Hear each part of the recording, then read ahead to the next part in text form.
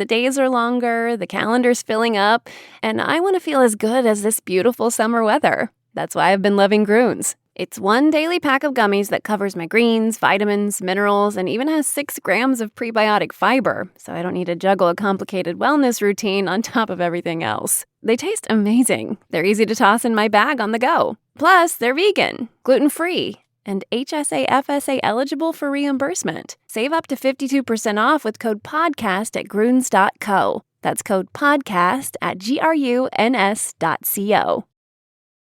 If you felt stuck trying to lose weight, you're not alone. Enter Weight Loss by Hers. It's designed to support you in reaching your goals. And Hers now offers access to an affordable range of FDA-approved GLP-1 medications, including the Wegovy pill and the Wegovy pen. With Wegovy at Hers, lose up to 20% or more of your body weight when combined with diet and exercise. It helps you regulate your appetite, eat less, and keep weight off. Plus, Wegovy is the first GLP-1 available in a pill, so there are no needles needed. Everything is 100% online through Hers. You'll connect with a licensed provider who will determine if treatment is right for you. If prescribed, your medication is delivered right to your door. No insurance necessary. And it doesn't stop there. Weight Loss by Hers goes beyond medication by offering access to 24/7 messaging with your care team and tons of in-app lifestyle and nutrition tips like recipes, meal plans, fitness videos, sleep content, and more. Even better, with a range of affordable GLP-1 options, Hers makes it simple to find an approach that fits your needs and your budget if eligible. You'll get a treatment plan personalized to you and unlimited dosage changes as needed. It's weight loss designed to work with your life. Ready to reach your goals? Visit forhers.com/women to get personalized, affordable care that gets you. That's forhers.com/women. forhers.com/women. Weight Loss by Hers is not available in all 50 states. Wegovy is the registered trademark of Novo Nordisk A.S. To get started and learn more, including important safety information, Wegovy clinical study information, and restrictions, visit forhers.com. Most people don't realize how much their personal information is being bought and sold every day. Data brokers are making billions, pulling details about you from public records and the internet, and then packaging and selling it, usually without your consent. That's how your information lands in the hands of scammers, spammers, even stalkers. It's why you get endless robocalls and why ads seem to follow you everywhere. That's where Aura comes in. Aura actively removes your data from broker sites and keeps it off. They also instantly alert you if your information shows up in a breach or on the dark web. But Aura goes beyond data protection. With one app, you get a VPN, antivirus, password manager, spam call protection, dark web monitoring, and even up to $5 million in identity theft insurance, all backed by 24/7 US-based fraud support. Other companies might sell just credit monitoring or just a VPN. Aura gives you all of it, together, at the same price competitors charge for just one service. Start your free trial today at aura.com/remove. Protect yourself now at aura.com/remove. Darkcast Network. Indie pods with a dark side. Sometime in the pre-dawn hours of October 13th, 2018, a 16-year-old girl walked out of her family's home in Chalfont, California, and into the dark. It was a cold morning, but she wasn't wearing a jacket. She didn't take her glasses, and she left her phone and money behind. She left everything. The last person to see her inside the house was her stepmother, who says that she watched Karlie Gusé lying in bed at 5:48 in the morning. But less than 2 hours later, Karlie was gone. This is a case that has torn a family in half because some of the people who loved Karlie most do not believe the story they've been told about that night. When a person goes missing, there's a special kind of pain in the not knowing. I want to tell the stories of those who never came home. Today, I want to tell you the story of Karlie Gusé. I'm Kona Gallagher. And I'm Ethan Flick. And this is And Then They Were Gone.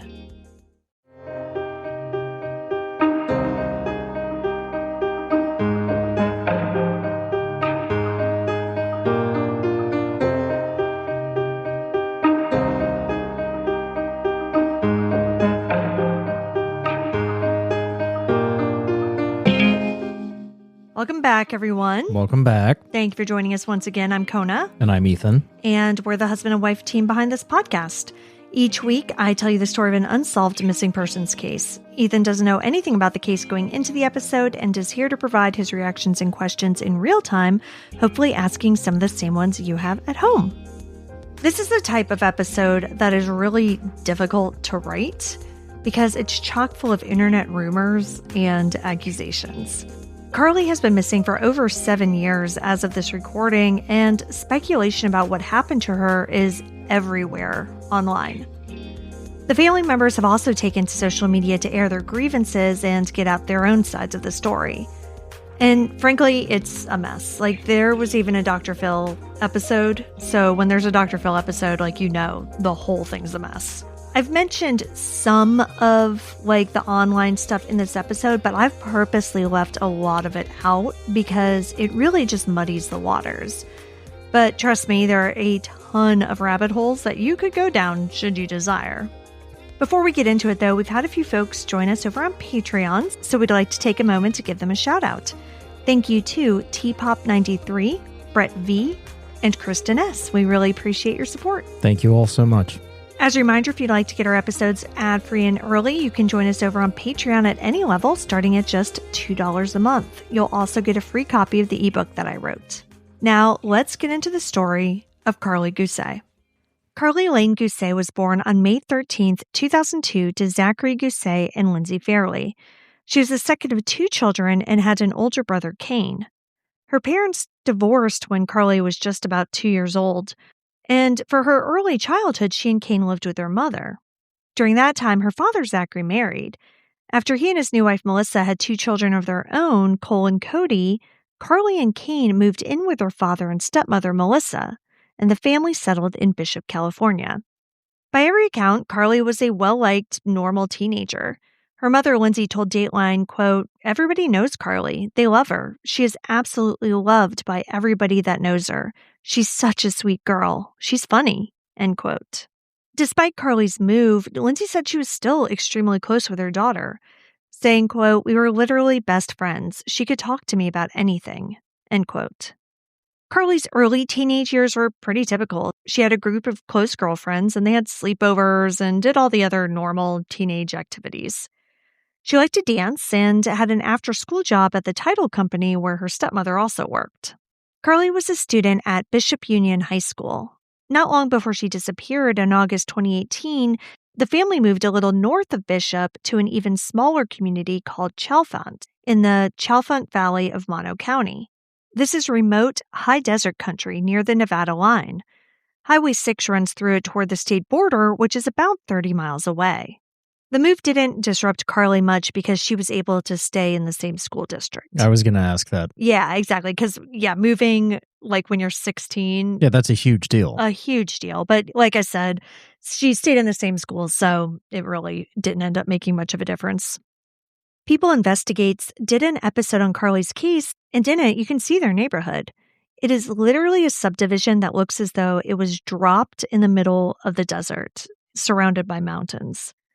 As someone who primarily grew up on the East Coast, the vastness of the area around her little neighborhood honestly freaked me out a little bit. And didn't I say that to you when we were in Nevada? Yes. How you don't it kind of wide open scared me. spaces. Yeah. Which is just funny because you're claustrophobic too. So you've got to find that perfect sweet spot so that you're not freaked out by anything. There's something about, I guess it's just feeling so insignificant, just feeling if something happened, nobody's there to help you. It just, I don't know, it really scares me. In October 2018, Karlie was 16 years old. She also had a boyfriend, a kid she went to school with named Donald Arrowwood III. According to her friends, Karlie fell into the trap that a lot of teenagers fall into when they get into their first big relationship. She started spending most of her time with Don instead of them. Now, Karlie wasn't completely isolating herself or anything like that, but it was enough that her friends noticed the change. They also noticed that Karlie seemed to be partying a little bit more.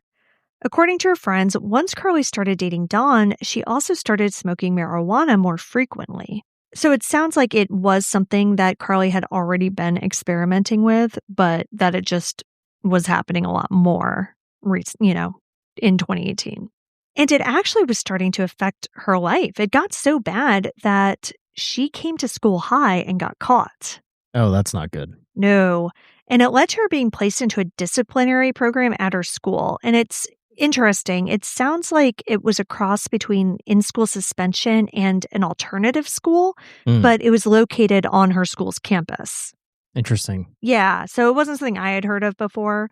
But yeah, and her parents have said that like her grades had tanked, she was definitely going through a rough patch. But by October, when we're talking about, they said she was on an upswing. Her grades had been improving. She was like going to this alternative school type thing, and she seemed to be doing better.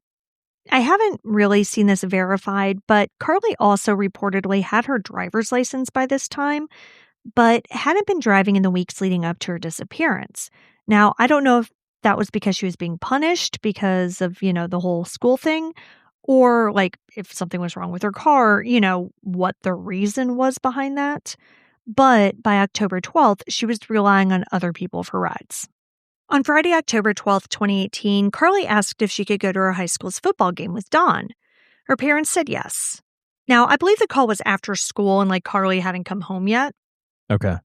So Melissa asked her if she would need a ride home later, but Karlie told her that Dawn would just drive her. So Melissa and Zach just went about their normal Friday evening. But what they didn't know at the time, but would soon find out, was that Karlie never went to the football game. Okay. Where did her and Dawn go? They went to their friend James's house where a small get-together was going on. A lot of news articles have called it a party, but Don has said, he's like, it was not a party. It was like a few kids. She did smoke marijuana at the get-together, but shortly after, she began acting oddly. Don later told the Las Vegas Review-Journal, quote, "She got scared of the music. She got scared of me," end quote.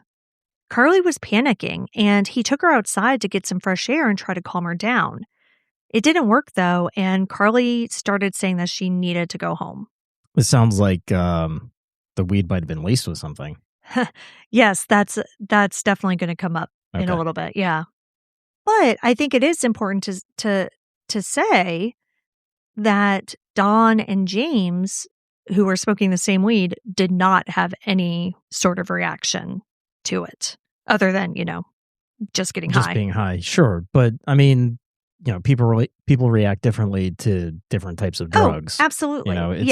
It is actually pretty common for somebody to have like a bad trip if it were laced with acid or LSD or whatever. Yeah. And then other people are fine. Yeah, absolutely. And that's part of why drugs are dangerous, is because you don't know how your body's going to react. Yeah. That was our Nancy Reagan moment. I know. We're going to have another one here soon. Around 8:30 or so, she called Melissa in a panic and said that she wanted to leave. Melissa later told Dateline, quote, "She called me to come pick her up. I picked her up from town and just brought her home," end quote. But the ride home wasn't exactly uneventful. Melissa was on the phone with Karlie as she was driving towards her and asked her where she was. Karlie replied that she was booking it down Dixon Street. So she was just literally running down the street. What? Because she was terrified. Like, again, she was like in panic mode at this point. So it was dark by then, but when Karlie saw Melissa's car, she beelined toward it and jumped into the back seat, like as if she was being chased, basically. They were about 10 or so miles from home, and on the way there, Karlie kept on saying she was going to die in the car and like kept on yelling at Melissa to slow down. When they arrived home, Melissa said that Karlie didn't even recognize her father. She was also pale and her pupils were dilated. I mean, this sounds like a really, really bad trip. Yeah. Karlie admitted to her parents that she had lied about going to the football game, which, pretty clear. Yeah. And that she had smoked marijuana that night. And according to widely reported accounts, in a final text to her boyfriend, she said she thought the marijuana had been laced with something because of how she was feeling. According to Melissa and Jack, that's kind of what they thought too. After all, Karlie had gotten in trouble for smoking marijuana before, but she had never acted like this. So Melissa decided to basically hang out with her and help her through it. She didn't think Karlie needed to go to the hospital at that point, but was like kind of taking a wait and see attitude. And listen, we're going to talk a lot about Melissa and the things she said and did in this situation in this episode. And this is one thing that she's gotten a lot of flack for over the years, but I get it, for not taking her to the for hospital? not taking her to the hospital. Because what are they going to do? Yeah. Like it seemed like it was not a good situation, obviously. Sure. But it didn't seem like a medical emergency. No, it's not the same as like, ODing on cocaine or heroin or something like that. Right. Yeah. Like at this point, even if you take her to the hospital, all they're going to do is say, you got to wait. Yeah. And I think that was, what Melissa and Zach were thinking. So they're like, okay, like, let's just keep her home, keep an eye on her, and just see how it goes. Because obviously, like, it could go badly. And then, Sure. then they'll take her to the hospital or whatever. But they just didn't think it was necessary then. And I mean, I get that.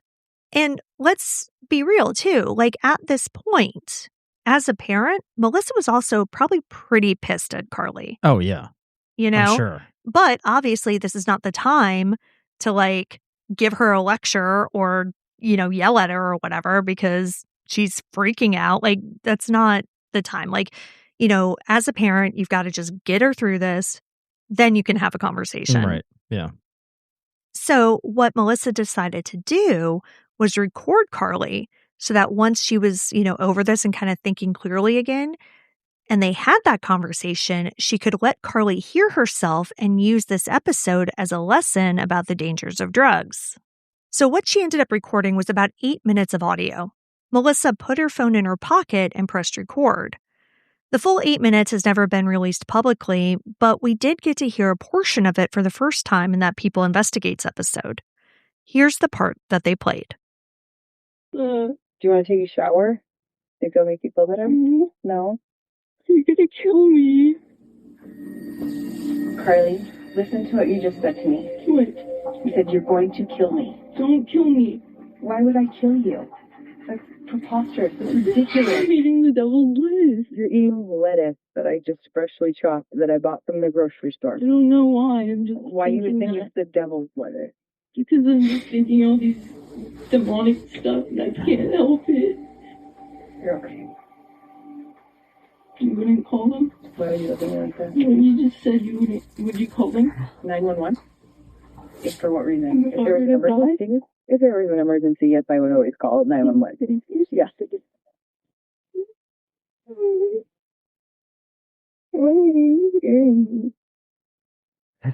I don't know. Just don't look at my face. I have to look at you. No, you don't. Is it because I'm ugly? No, you're not. You're beautiful. So what are your thoughts? Well, I'm sure the internet went crazy over, her saying that her stepmom's going to kill her. Yeah. But I did not take it in that literal way. sense. Yes. Yeah, I mean, I think I didn't either. That to me was very much like you're going to kill me. Like, you're going to be so mad at me. Yeah. Like, yeah. Not like you're going to literally murder me. Right. But you're feeding me the devil's lettuce? Devil's lettuce. Like, what? Yeah. And you can hear Melissa is like exasperated at points. And I mean, I get, again, like as a parent of teenagers, like I get that. Like I get the like, oh my God, like I can't deal with this right now. This is probably also the most that she's talked to her stepmom in months. Yeah. I mean, we've got teenagers, they barely talk to us. And if they're, pissed off at us, they definitely don't talk to us. Yeah. But then, in a drugged out haze of babbling shit, like I'm sure it's exhausting. Yeah, exactly. And you can hear it because her like the things that she's saying, it's like unfiltered thoughts just coming through because she jumps from the devil's lettuce to I'm ugly to you're gonna kill me. You know what I mean? It's it's all over the place. Yeah. So being a sober person around that, and like trying to calm her down, it's like I can only imagine what Melissa was going through. Yeah. I mean, I can only imagine what both of them were going through. Oh, I know. But, for Melissa to be a parent and being around that probably for hours. It was. Yeah. It was. So according to Melissa, Karlie didn't want to or wasn't able to go to sleep. So she stayed up with her in her room. She said that Karlie spent the night going from paranoid to manic. Yeah. 1 minute, she wanted to paint her toenails, and the next, she was afraid she was dying. Melissa also said that she was doodling on a piece of paper and at one point said she wanted to go to church and read the Bible. Okay. Melissa and Karlie were also texting Dawn throughout the night. I think more Melissa than Karlie. Like, Karlie sent that text that I mentioned about thinking that the weed was laced. Now, there is a timeline of Melissa's texts to Dawn that is floating around the internet that hasn't been fully verified, so please take it with a grain of salt. Because, I haven't seen the actual screenshots of the texts. I think these texts came from Dawn. So, Dawn was 17 at the time, and because he was underage, reporters weren't talking to him. He wasn't giving interviews about this. But a year later, around the 1-year anniversary of Karlie's disappearance, he was 18 and did speak to the press. So that's when he gave that quote, she was afraid of the music, she was afraid of me. That was from 2019. Okay. So he was of age. The articles were even omitting his name. You know what I mean? Yeah. But in 2019, he did start talking a little bit publicly about this. And so I think these texts came from him. And he was talking to a blogger or somebody like that. And I think he showed her the texts. But again, you got to take it with a grain of salt. But it does kind of fit with what we do publicly know. So at 1:27 a.m., Melissa texted Dawn, "Please pray." And in an interview with Fox News, Melissa said, quote, "From Friday evening to Saturday, we had several texts. I told Donald, please pray one time," end quote. Okay. That's what I'm saying. I think that these texts are pretty valid. I just can't 100% say. According to the text summary I've seen, she then texted him, Donald, at 2:12 a.m. At 5:16, he responded asking if Karlie was okay, to which Melissa replied, "No, not really," at 5:30. But there's one more text that really raised eyebrows. At 8:28 a.m., she texted him, "I think it was more than weed. She is acting like she's on meth," end quote. Dawn replied, "Is she with you?" But it doesn't seem as though Melissa replied to that. Now just keep that in mind for what I'm about to say next. So getting back to the 5:30 text real quick, where she said, no, not really, when she's not okay. Melissa said that Karlie was finally sleeping by that point, and Melissa then dozed off as well. But when she woke up sometime after 7:30, Karlie was gone. Okay, so Karlie is gone as of 7:30, and then she sends a text around 8:30 to Dawn. Yeah, and a lot happens in the meantime. But this is also the second version of the story that Melissa told.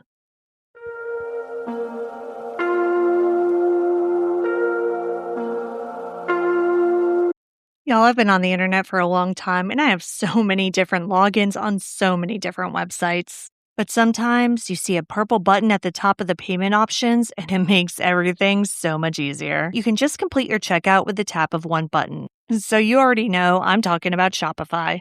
Shopify is the commerce platform behind millions of businesses around the world and 10% of all e-commerce in the U.S., from household names like Heinz and Skims to brands just getting started. With hundreds of ready-to-use templates, Shopify helps you build a beautiful online store that matches your brand style. And you can get the word out like you have a whole marketing team behind you, even if it's just you. You can easily create email and social media campaigns wherever your customers are scrolling or strolling. See less carts go abandoned and more sales go with Shopify and their Shop Pay button. Sign up for your $1 per month trial today at shopify.com/ATTWG. Go to shopify.com/ATTWG. That's shopify.com/ATTWG. This message is sponsored by Greenlight. Financial stress pushes people to desperate decisions, and a lack of financial literacy is what makes people, especially kids and teens, easy targets. Teaching your kids about money isn't just smart parenting, it's protection. Greenlight is a debit card and app for families, but it's more than just a money tool. It's a safety net. Greenlight gives you real-time notifications the second your child swipes their card, but it goes beyond money. Parents can get place alerts when kids come and go from school, activities, or home. Driving safety features help you understand risky behavior behind the wheel with crash detection if something serious happens. And if your child ever feels unsafe, SOS alerts make sure help is just a tap away. Ethan and I have been Greenlight customers for years. We use it for our 2 older boys, so we've seen firsthand how helpful it is for kids to have that autonomy and financial literacy from an early age. So join us and the millions of parents and kids already using Greenlight, the #1 family finance and safety app. Every day they're handling money without guidance is a missed opportunity. Start your risk-free Greenlight trial today at greenlight.com/ATTWG. Don't wait to teach your kids real-world money skills. That's greenlight.com/ATTWG to get started. greenlight.com/ATTWG. Ethan will tell you I am so bad at feeding myself, which is why even though I work from home, I have come to love Factor. Because for me, healthy eating isn't a willpower problem, it's a setup problem. Factor has meals that are built around your goals, whether that's weight loss, overall nutrition, more protein, or GLP-1 support. Factor meals are fresh and never frozen. They have over 100 rotating weekly meals, including globally inspired flavors like Mediterranean and Asian, so there's always something new to look forward to. And you have to try their new salads with vibrant ingredients like elote, corn, and miso edamame. They have this miso edamame tofu salad that I am obsessed with. It's ready in 2 minutes. It's delivered straight to your door. You barely have to think about it, and that's my favorite part. So head to factormeals.com/ATTWG50off and use code ATTWG50off to get 50% off and free daily greens per box with new subscriptions only while supplies last until 9/27/26. See website for more details. About a week after Karlie's disappearance, Karlie's family was interviewed as part of Dateline's Missing in America series. In that article, this is how the morning of October 13th was described. Quote, "The next morning, around 5:45 a.m., Melissa said she went through her usual routine of opening the kids' doors and saying good morning to them. She told Dateline she saw Karlie in her bed at that time. Melissa said she then went back to sleep for a little bit. But when she woke up a little bit later and opened Karlie's door again, Karlie was nowhere to be found." End quote. So she's waking her kids up at 5:30 in the morning? Like for that's sorry. No. First. No, that was my first thought. So that Dateline article, the Missing in America article, was the first article I read on this case. So I didn't know a whole lot about it when I read that. And that was my exact first thought was 5:45 is really early to get up and wake all your kids up. Because I'm thinking like it's a school day and, but then I'm like, well, I guess some kids have to get up that early for school or whatever. But October 13th was a Saturday. So that was like, wow, what the hell is she doing at 5:45 in the morning? Yeah. Waking all her kids up. Yeah.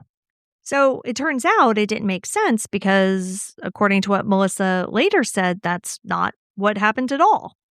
So was she the one that was saying this in that interview, that first interview? Yeah. That she woke the kids up at 5:30 and that's when she saw 5:45, but yeah. 5:45 and that's when she saw Karlie asleep. Yes. So she saw Karlie in bed at 5:45 apparently, but when she woke up later. Yeah, so then she went back to bed, woke up later, went back and Karlie was gone. But she just said later. She didn't give like a time frame of when that would have been? Not at that point in that article, no. Okay. Later, she said it was 7:30, and that's not how she woke her kids up at all. Okay. It turns out Melissa just inexplicably made that up for the Dateline interview. Now, she was, of course, confronted about her changing story, both by reporters and by people online, so she has addressed this a few times, and every time she's addressed it, she basically said the same thing. So here's what she said in a Facebook post. Quote, "We were told not to release any information, and I just shouldn't have done the interview at all. After the interview ended, I called law enforcement and I was told we could generally speak about her disappearance if we wanted to, but that choice is yours, and they didn't recommend talking to media. So I called Dateline and messaged, but it was too late. End quote. Okay, but that still doesn't That still doesn't make any goddamn sense. Yeah, it doesn't explain the difference in the story. No, it doesn't. Or why she would have made that up. Yeah, like, why are you lying about that specific thing and then calling police afterwards and then saying, oh, and then calling Dateline and trying to retract it? But it's like, okay, but before you even talked to the police, you were just making up the story. Why? To establish a timeline. Well, but it's so strange because it's like, I mean, yeah, it is, but like her second story makes her look better than her first story, because in the version of the story she told Dateline, she basically just told Karlie to go sleep it off and went and checked on her in the morning. In her second version of the story, she stayed up with Karlie all night and took care of her. If that's what actually happened, because she said straight out, I lied about that on Dateline. So if the Dateline story is the lie, why are you making up a lie that makes you look worse than the truth? I don't know. I still don't understand it. So like I said, Melissa has stated that she lied to Dateline, but her story about what happened on the morning of the 13th has stayed pretty consistent. She said that it was around 7:30 or 7:45 when she realized that Karlie was gone. And they quickly realized that it appeared as though Karlie had left on her own accord. There were no indications of forced entry into the home, and no one heard any commotion. However, Karlie left behind essentially everything a person needs: her cell phone, her glasses, her clothes, her money. She apparently just walked out into the cold desert with nothing. So what was what was Melissa's reaction at this point? At what point did she start freaking out? Because a normal day, that would be unusual in and of itself. Right. But you just had a very long night with your stepdaughter who was basically having a psychotic break due to drugs. Yeah. And then suddenly she's not there. So what did she do? So it sounds like Melissa was just thinking, okay, maybe she went outside to get some fresh air or whatever, So she looked inside the house at first, of course. Sure. Then she looked in the backyard, she looked around the house, but didn't see her. So that's, I think, when she really started to panic. So she woke Zach up. And this is what she told Dateline in that original interview, which, hopefully this is true. I don't know. But she said, quote, I went back into our bedroom and I said, honey, she's not here. And he said, what do you mean she's not here? I said, she's gone. She's not in her room. She's not outside. She's not in the backyard. She's not anywhere. End quote. The two then hopped in their cars, so separately, and started to drive around looking for Karlie. So at this point, it's around 8, give or take. In the People Investigates episode, Zach described driving up to a high point, hoping that he could spot Karlie down below, because they knew she was on foot, because she didn't have a car. Right. They obviously had their cars, Now, in the People Investigates episode, the camera crew went with him to where he said he looked. And it does give an amazing view of the entire area around their neighborhood. But he didn't see Karlie. So after driving around and not finding her, Zach called Karlie's mother, Lindsay, to tell her that she was missing. According to Lindsay, that call came at 9:35 a.m. So yeah, they looked for her for about an hour and a half, and then called Lindsay. And there's no time difference between where they live? No, because I think Lindsay was in Nevada. Okay. And from what I understand, I think she lived 150 miles away or, so yeah, it was 9:35 a.m., so about an hour and a half. According to Lindsay, Zach told her that Karlie was gone. She later told Dr. Phil that when he said the word gone, she didn't think missing, she thought dead. She said, quote, gone to me is a huge red flag and it has never sat easily with me, end quote. Once Zach filled Lindsay in on everything that had happened the night before and that morning, she urged him to call 911, which he did when he hung up with her at around 10 a.m. At some point during this, they also called Dawn, probably to see if he had come and gotten her. Mm-hmm. Smart. Right. Now, he hadn't, but when he realized what had happened, he went over to the house. So this is where I want to go back to that text that Melissa sent him at 8:28, where she said, I think it was more than weed. She's acting like she is on meth. People have pointed to this because, that was right in the middle of the time when they were supposedly frantically searching for her. Right. She said she is acting like she is on meth. Yeah, and doesn't mention oh, hey, also she's missing. Right. The thing that I can say that I think could make that make sense is if the phone call to Don happened before that text. If Melissa called Don, hey, is she with you? He says no. She tells him, yeah, she's missing. They hang up. And then she texts him, I think it was more than weed. She's acting like she's on meth. In her mind, I can see her thinking she's out here somewhere. Yeah. Wandering around, acting crazy. And that's why she didn't mention that Karlie was missing, because she had told Don on the phone that Karlie was missing. Yeah, I mean, if that timeline holds up. If that timeline holds up, and that's the thing, I don't have a timestamp of that phone call. Right. So if that phone call happened after that text, then yeah, that doesn't make any sense, and that's incredibly weird. But he did reply, is she with you? So that doesn't make sense. But there wasn't a response to that. So it could have been, I think it was more than weed. She's acting like she's on meth. I'm looking for her. I'm thinking she's out here wandering around acting crazy. Don says, is she with you? Instead of texting him, that's when she calls him. Sure. Or the phone call happened. She sends that text message and Don gets confused. Wait, is she with you? As in, did you find her? Oh, yeah, because you're saying she's acting this way. She is acting. Yeah. Yeah, you're right. So that could be it too. So I think out of 3 possible interpretations, 2 of them make sense. Yeah. 1 of them doesn't. Right. We just don't know which is correct. Don drove over to the house once he finally realized what was going on. He has reportedly said that when he went over that morning, he saw Karlie's phone on her nightstand. But Melissa and Zach have maintained that they found it on the kitchen island and it had been there the entire time. Okay. So I don't know what that means, if anything. Well, it would be strange if it was on the kitchen island, given that wasn't she texting Don the night before? Yeah, but I think she stopped texting him relatively early. So I think it could make sense that she texts him, but then for most of the night, her phone was away from her in the kitchen. But Don says he swore he saw it on her nightstand. So it's just a thing. I don't know if that's an inconsistency. I don't know if somebody is mistaking. Yeah, but I don't know. Deputies from the Mono County Sheriff's Office came out and started an investigation. Melissa gave them a description of Karlie and showed them a recent picture.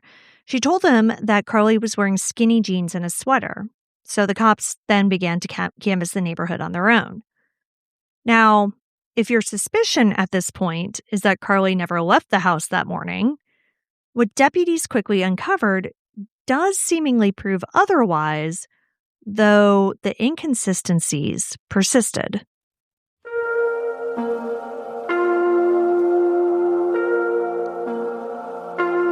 It's summertime, so I'm looking for lighter fabrics, better materials, and pieces that just feel good the moment you put them on. That's why I keep coming back to Quince. They focus on high-quality essentials, breathable linen, soft organic cotton, washable silk, but without the luxury markup. Quince has beautiful everyday pieces like 100% European linen pants, dresses, and tops with styles starting at just $32. And let me tell you, I wore my Quince linen pants yesterday. I absolutely adore them.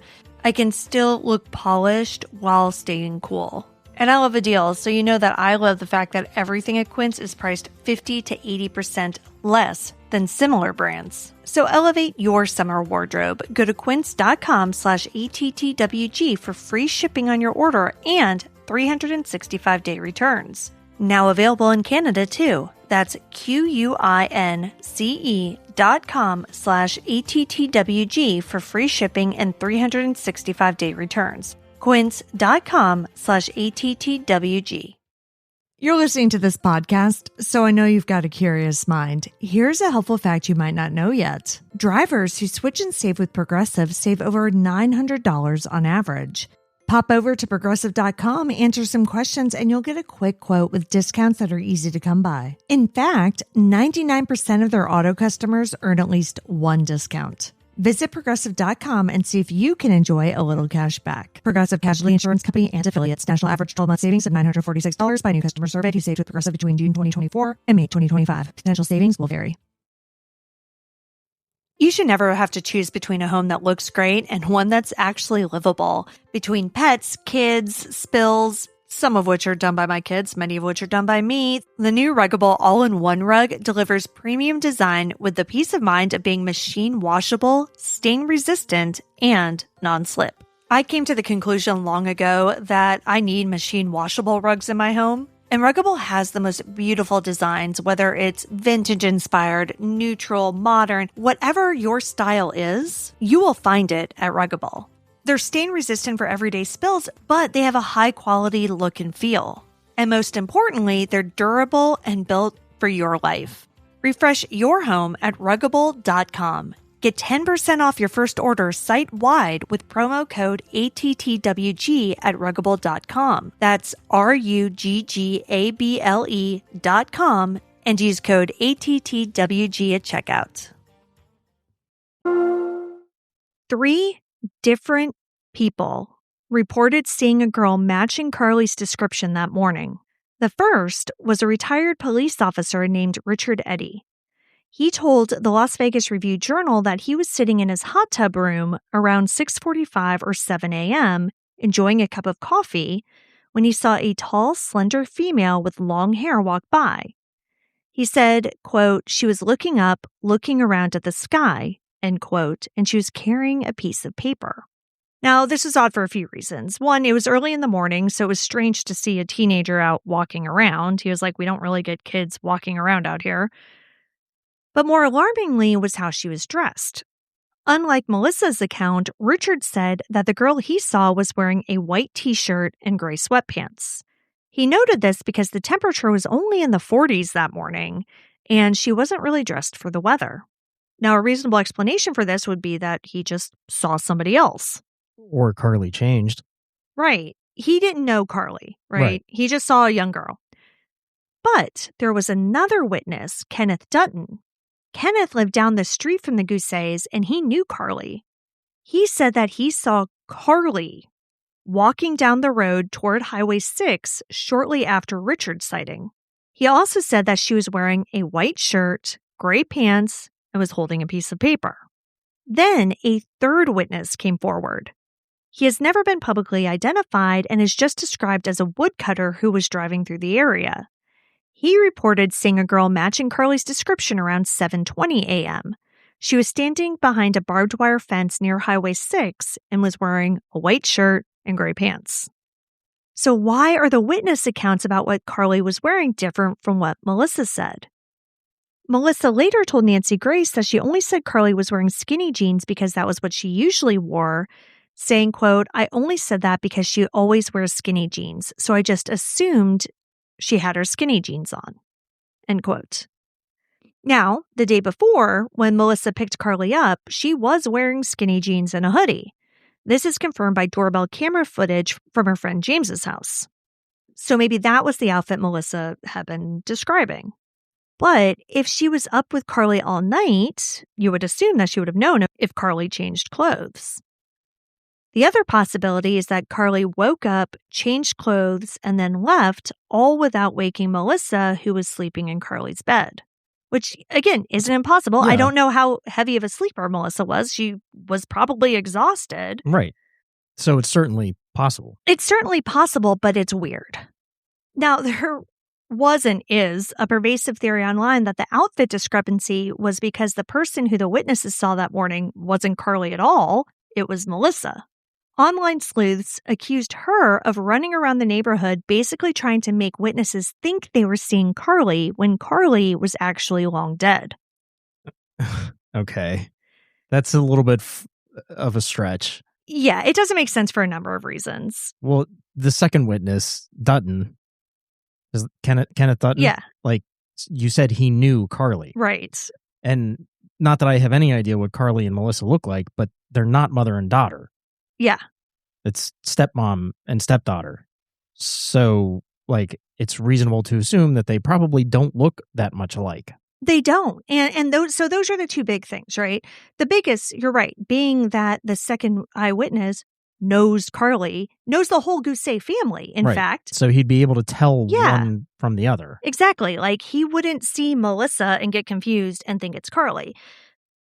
The other thing is, you're right. I mean, Karlie and Melissa, they both have like long brown hair, but they don't actually look alike. They have totally different body types too. Right. Like, they are not people that even from a distance you would mistake for one another, you know? Going back to Richard Eddy, the first one, right? Because Karlie or the girl, you know, whoever he saw was a good distance away from him.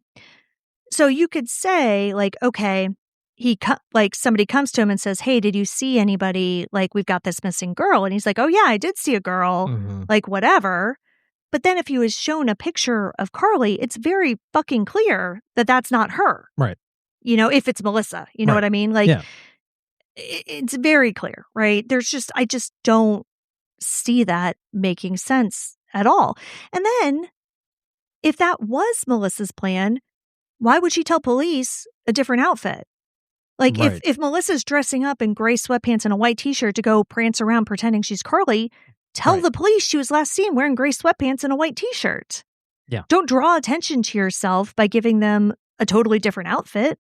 Like, that doesn't make any sense. That's not helping your subterfuge. Right. Like, so that just doesn't add up at all. The Mono County Sheriff's Office, led by Sheriff Ingrid Braun, led the search, which was substantial. Investigators used dogs and helicopters to canvass the region along Highway 6 near White Mountain Estates Road and well beyond it. The FBI also became involved. Sheriff Braun was also interviewed for the People documentary, and she said that they pulled Zach and Melissa's cell phone records to make sure they were actually out driving around where they said they were out driving around that morning. The official ground search lasted for a week, and other than the eyewitness accounts, no physical trace of Karlie was found. But the suspicion around Zach and Melissa has persisted for years. And the people who loved Karlie began to disagree publicly about what had actually happened to her. There were broadly two camps, and they fall along family lines. Karlie's mother, Lindsay Fairley, has openly questioned Zach and Melissa's story. Her belief, which she has stated publicly, including on the Dr. Phil show, is that Karlie may have died of a drug overdose that night inside of the home. She told Dr. Phil, quote, I believe my daughter had a drug overdose. And I believe it because she was asking for help. And I believe very early morning, Melissa saw her with her eyes open, and I think that's when my daughter passed. End quote. Okay, but why cover it up? It's not like they were supplying the drugs. Yeah. You know what I mean? It's a teenager that's on drugs. Like, why would you cover that up? You know, fear, desperation. Yeah. And, you know, again, where that line where she says, I believe it because she was asking for help, she's referring to that part of the audio recording. Where she says, are you going to call 911? Yeah. And she interpreted that as she was asking Melissa to call 911 and Melissa was refusing. I didn't get that sense. Yeah. Well, especially because Melissa said, like, hey, if I need to, of course I'll call 911. Yeah. But, like, we're not calling 911 now. Lindsay has said that she has, quote, every right to question their actions, end quote, because in her words, their, quote, behavior surely makes me question what happened that night, end quote, which does make complete sense to me. No, I agree. I mean, look, you know, here you have a grieving mother who is 100+ miles away when all of this was going on. And yeah, there's a lot of inconsistencies with their statements, but I don't think anything that they said necessarily implicates them in any way. And like, honestly, and I might be jumping the gun here, but like the fact that we have 3 witnesses that say that they saw Karlie outside of the house. Yeah. And the police already verified that with cell phone records that stepmom and dad were out searching for her. To me, that kind of clears them. inconsistencies or not. Yeah. There's just like so many inconsistencies that like, I don't know that I can really go that far, but because like, it's just nothing makes sense, like it just, everything is so bizarre. But no, I mean, I definitely don't think that this points to Karlie dying of a drug overdose in the house. Now, Lindsay eventually ended up retaining a private investigator, which again, totally understand as well. Fine. She also accused Sheriff Braun of bungling the investigation, wrote a letter to the department asking for her to be removed. Like, I get all of that. Yeah. And one point that her private investigator made, which I think is absolutely a valid point, is that the sheriff's office didn't do a good enough job searching the house. So, for instance, they didn't take the linens from Karlie's bed and examine them. Because, again, if Lindsay's theory is correct, Karlie died of a drug overdose, there would be traces of that on her bed linens. Like, there's a possibility that you could tell if there had been a dead body in that bed. Yeah. But none of that was ever examined. That doesn't mean there was a dead body in that bed. Right. But it would have been great if we could have definitively known. And again, when you're a parent and you have a situation like this, like any unknown, any missed opportunity is going to haunt you. Absolutely. And I am not blaming her mother whatsoever. I just think the fact that you had witnesses that saw her, one of which knew who she was, right, after all of this is taking place outside of the home, to me, that in and of itself is like, okay, whatever something happened, else happened. Yeah, whatever happened, it didn't happen in the house. Right. Yeah. And it didn't happen overnight. Right. And Zach and Melissa have consistently maintained that they have no idea what happened to Karlie. They said that she walked out of the house on her own while in a paranoid state, and, they've cooperated with the search. Melissa has at times said that she believes Karlie was abducted. They've also participated in television specials like Dr. Phil and People Magazine Investigates, in part to push back on the rumors swirling around them and to keep attention on finding Karlie. And it also needs to be said that authorities have not publicly named any suspect in Karlie's disappearance. And Mono County Sheriff Ingrid Braun has bluntly acknowledged the lack of progress, telling reporters, quote, "We are no closer to finding Karlie," end quote. So the suspicion that you see online directed at the family is not the same thing as suspicion from the police.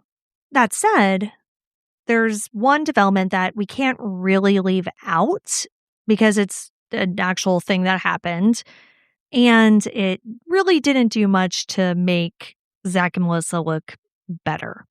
On February 11th, 2021, Karlie's father, Zach Gusé, was arrested by the Mono County Sheriff's deputies and charged with a felony count of corporal injury to his spouse. In other words, domestic violence. He posted a $50,000 bond and was released. According to the Mono County District Attorney's Office at the time, he was scheduled for a court hearing that May, but no other details were released publicly.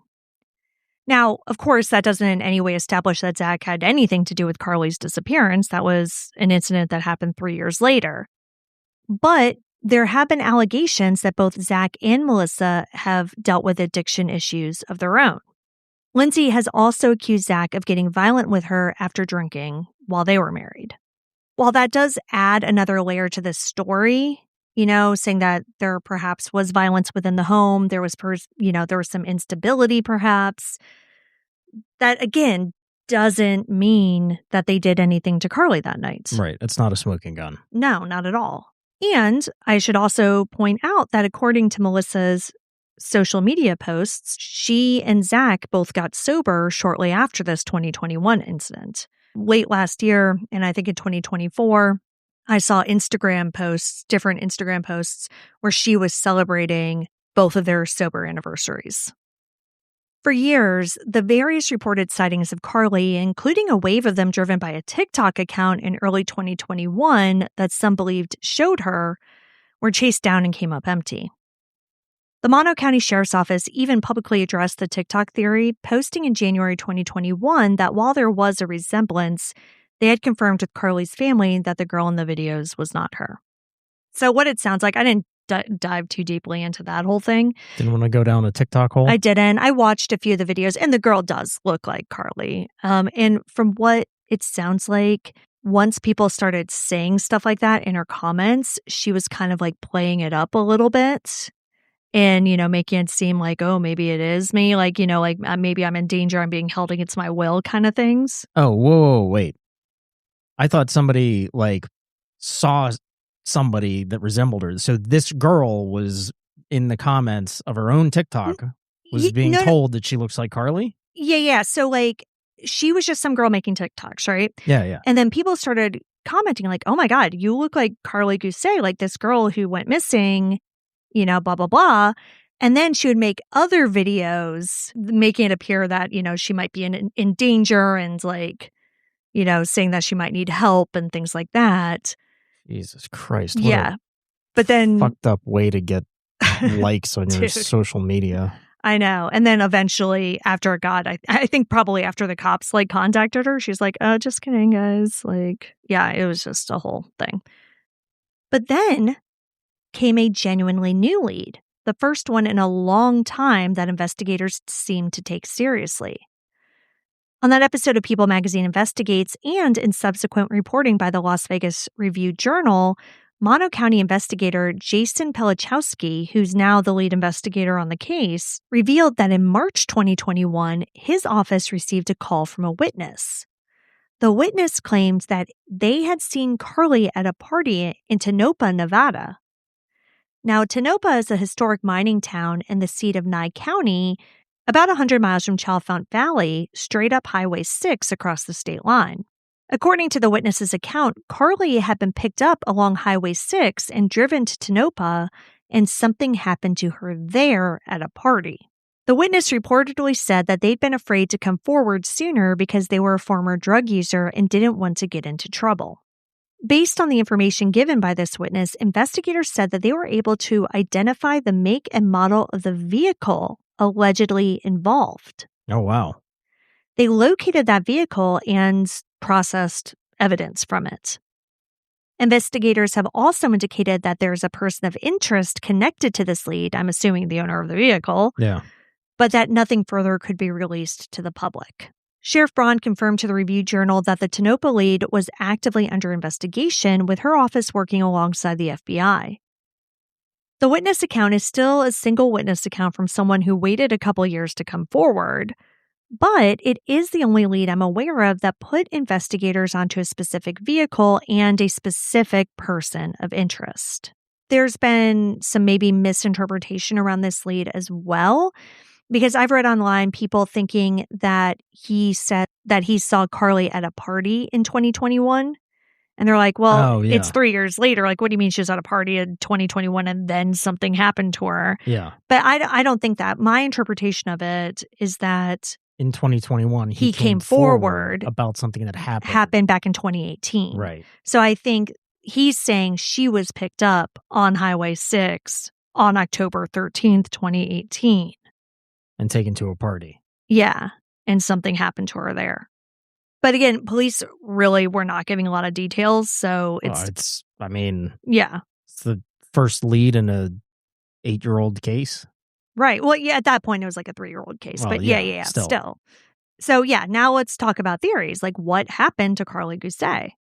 Now, theory 1 is the one that for a long time was treated as the most likely one. That Karlie, in the grip of an acute drug-induced paranoia or psychosis, walked out of her house at dawn, disoriented, and met with some kind of misadventure in the harsh high desert terrain. It could have been exposure, a fall, or simply getting lost. Mm-hmm. Now, the evidence for it is the genuinely frightening mental state that everyone agrees she was in that night.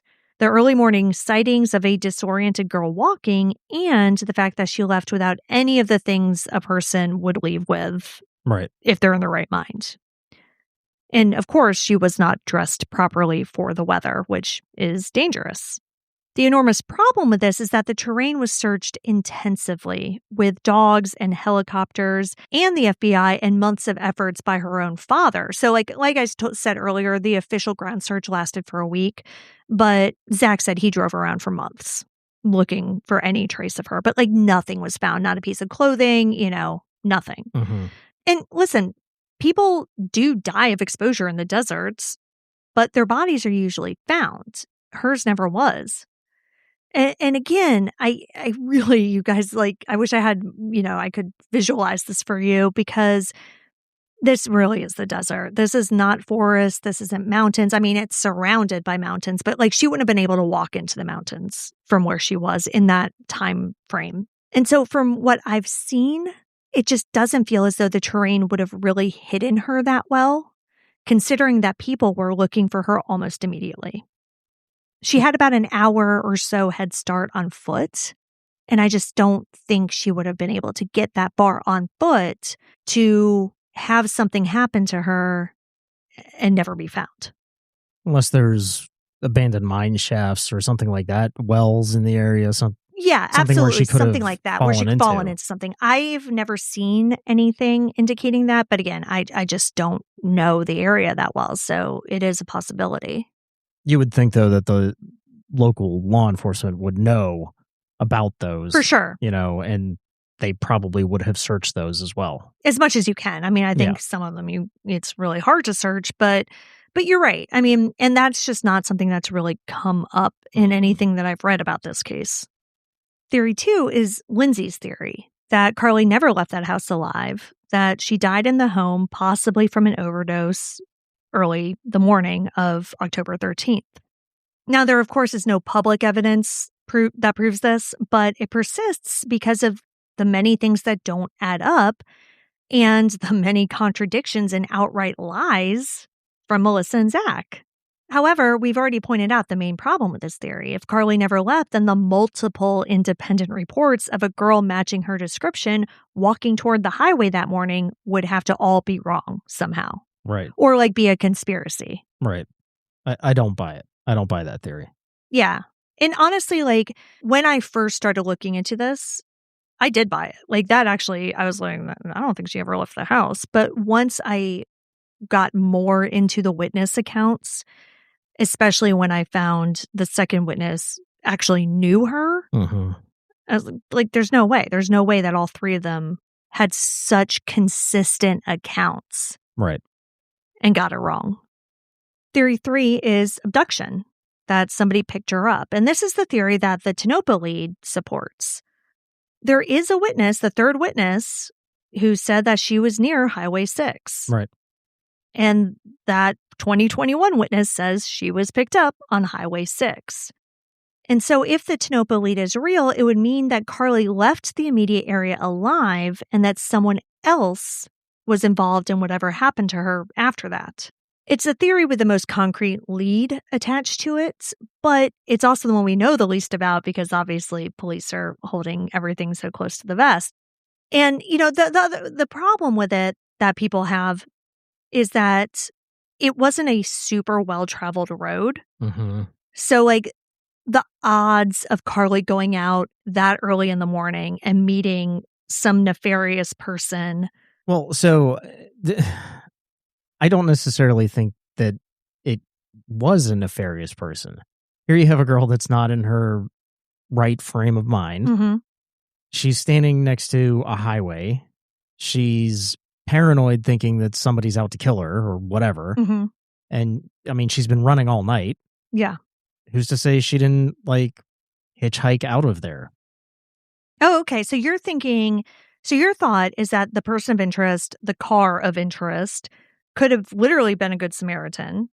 I wouldn't say a good Samaritan, but not necessarily. Maybe not a murderer. Yeah. So not somebody that was like, my lucky day. Yeah. Okay. So they were just picking up a hitchhiker, or alternately thinking they were helping a girl who clearly looked like she was in trouble, not dressed properly. Yeah, we needed to get off the side of the highway. Doesn't always necessarily have to be the evil person that picks them up. No, you're right. I mean, and that person very well could have taken her someplace else. Yeah, someplace. And who knows what else happened after that? Yeah, she could have been picked up by a different person. She could have gone to a truck stop. She could have done any number of things that then led to ending something up in a bad party happening. in Tonopah. Yeah. Yeah, no, that's a good point. So now police did set up a roadblock just to try to find witnesses who had possibly been driving that morning. Mm-hmm. And they did end up talking to several people who had driven in that area on that day around that time. Nobody reported seeing her, but, that doesn't necessarily mean she wasn't there. Right. She could have already been gone. Yeah. This case is awful for a lot of reasons. Whatever happened to Karlie, the future she was supposed to have was derailed that morning. Her disappearance was like a bomb that was set off in her family and set people who all loved the same girl against each other.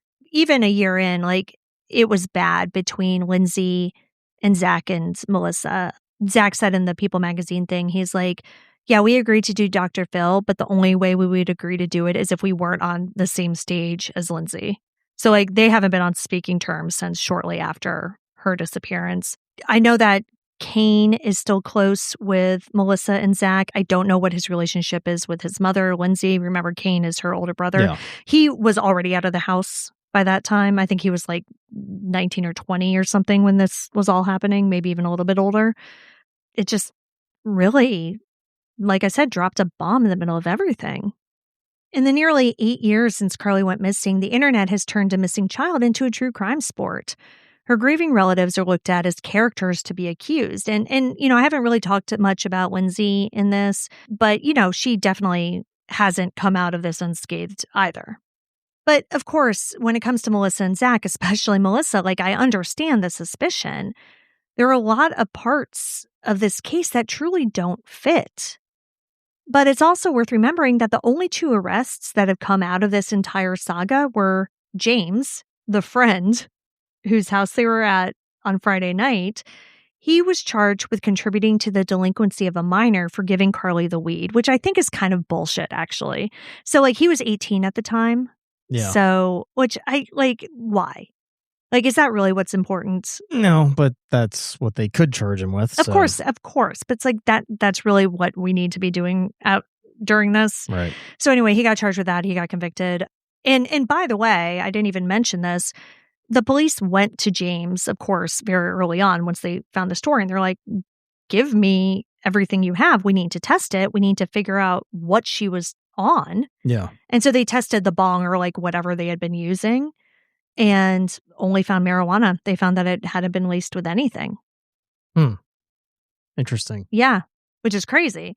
So again, there's still a possibility she could have smoked it out of another thing that wasn't tested. There's a possibility that she could have just had a bad reaction, period. Because even if marijuana isn't laced with anything, that's been known to happen to certain people under certain conditions. Mm-hmm. And then, of course, the other arrest was Zach 3 years later for domestic abuse. But police have never named any suspects in Karlie's actual disappearance, and the only person they've said is a person of interest is not anybody known to Karlie. Karlie Gusé was honored at what would have been her high school graduation, and Zach and Melissa accepted her diploma in her place. She would be 24 years old today. She should have a job, be living on her own. Maybe she would even be married. But instead, the question that has hung over that little stretch of Highway 6 since the morning of October 13th, 2018 is still exactly the same. Where did she go?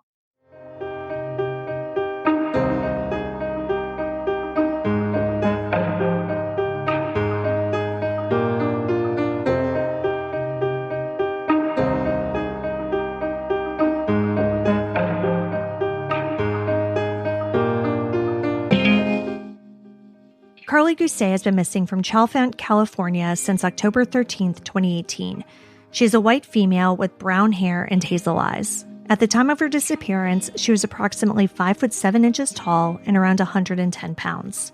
She was last seen wearing a white shirt and gray sweatpants. Karlie was 16 years old when she went missing. She would be 24 today.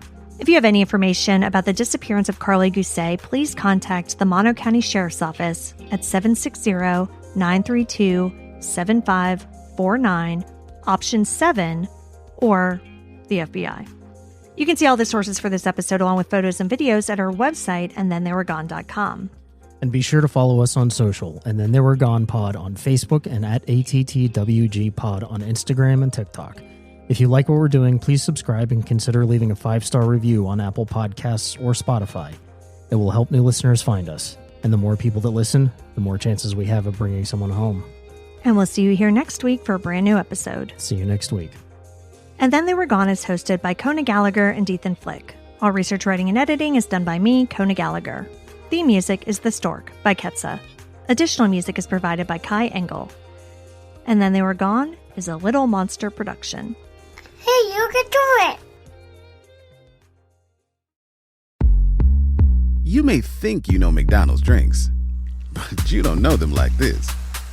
From fruity refreshers like the Strawberry Watermelon Refresher and the Mango Pineapple Refresher with popping boba, to crafted sodas like the Sprite Berry Blast with berry-flavored Sprite topped with cold foam. Who knew ice-cold drinks could be so fire? 6 all-new drinks are here. Try them all, now at McDonald's. Refreshers contain caffeine. Most people don't realize how much their personal information is being bought and sold every day. Data brokers are making billions, pulling details about you from public records and the internet, and then packaging and selling it, usually without your consent. That's how your information lands in the hands of scammers, spammers, even stalkers. It's why you get endless robocalls and why ads seem to follow you everywhere. That's where Aura comes in. Aura actively removes your data from broker sites and keeps it off. They also instantly alert you if your information shows up in a breach or on the dark web. But Aura goes beyond data protection. With one app, you get a VPN, antivirus, password manager, spam call protection, dark web monitoring, and even up to $5 million in identity theft insurance. All backed by 24/7 US-based fraud support. Other companies might sell just credit monitoring or just a VPN. Aura gives you all of it, together, at the same price competitors charge for just one service. Start your free trial today at aura.com/remove. Protect yourself now at aura.com/remove.